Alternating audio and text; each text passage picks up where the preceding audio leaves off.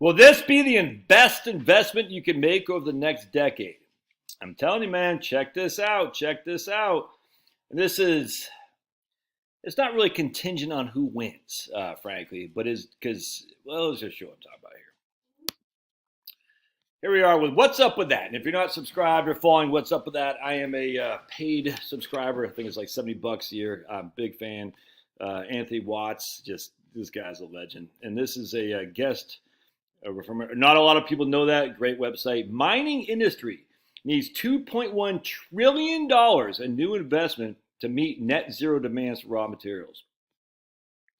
Despite the growth in metal supply over the last decade, Bloomberg annual transition metals outlook finds that there are still not enough raw materials to meet growing demand. The supply squeeze could slow the adoption of clean energy technologies. In order to meet the demands of a net zero emissions world, the Bloomberg estimates $2.1 trillion is needed by 2050. The report indicates that key energy transition metals such as aluminum, copper, lithium could face deficits in primary supply this decade, even this year. Hold on a second, let me get knucklehead. Could require 3 billion metric tons of metals between 2024 and 2050 to properly build out low carbon solutions such as electric vehicles, wind turbines, and electrolyzers. That number rises to 6 billion tons to reach net zero by 2050. 6 billion tons. Just read last night, I can't find the source, but I just read it.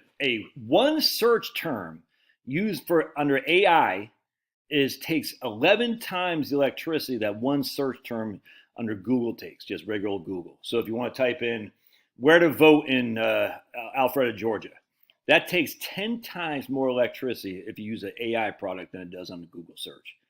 That's how much AI electricity is insane. It's insane how much electricity is needed. That's just AI. AI is moving the ball forward.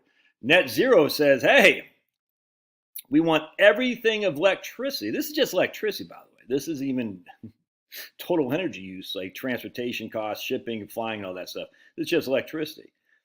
So electrification for AI, Bitcoin, heat pumps, and electric vehicles, that explodes the energy demand, the electricity demand. So that means you have to explode the electricity generation. You think solar, all these people, solar is free. No. Never know what silicon is? Come on. Yeah. Do you not know what a photovoltaic means? Photovoltaic means using the sun's energy and turning it to electricity.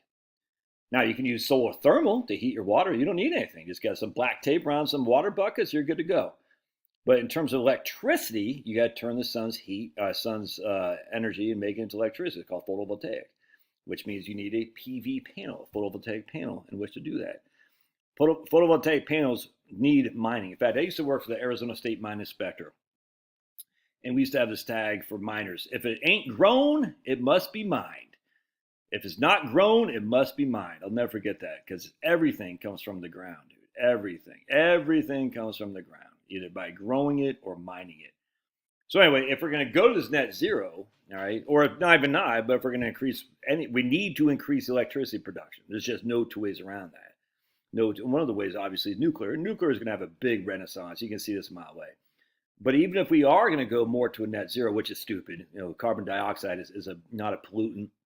It's actually what's the word I'm looking for? Hold on a second. It's a fertilizer. I would say CO2 is a fertilizer. It's not a pollutant.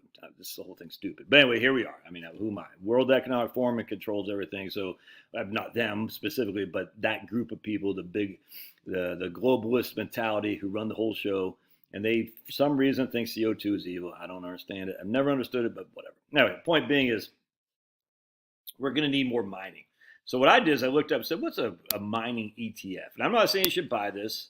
So we're going to go to mining ETF right there. And the ticker is PICK, like how you liberals out there pick your nose. You pick. I'm going to pick my nose. And here we go. iShares pick. You're picking your nose, liberals. And let's take the expense ratio is 39 basis points. And it's basically got, let's see right here. It's got $915 million in there. Portfolio characteristics. Got 254 holdings, yielding 3% right now. Pretty big standard deviation, 20%. So it's not something that you want to be in if you can't deal with volatility. I don't care about stupid sustainabilities. I don't care. Let's see if they got top 10. BHP, Rio Tinto, all the big guys, dude. So if you want a mining ETF, actually, what has this guy done over 10 years? It's only averaged 6.58. Mining has only averaged 6.58 over 10 years. I wonder let's compare that to S&P 500. COO, the S&P 500, let's see what that's done over 10 years. What did the mining one say? I forgot now, but we'll see.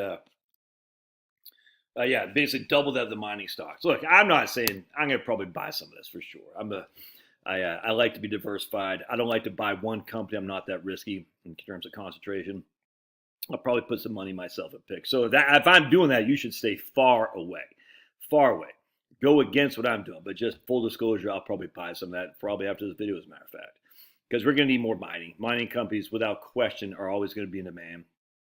I wonder how mining companies power their mining vehicles, mining machines. I wonder if they do it with wind turbines and solar photovoltaic. I wonder if they use fossil fuels. I know it's crazy, like diesel. Nah, that'd be crazy. Nah, they're just using wind and hydro, wind, hydro, and PV. Oh yeah, but hydro's bad too. Yeah, weird. Biomass. Oh, biomass.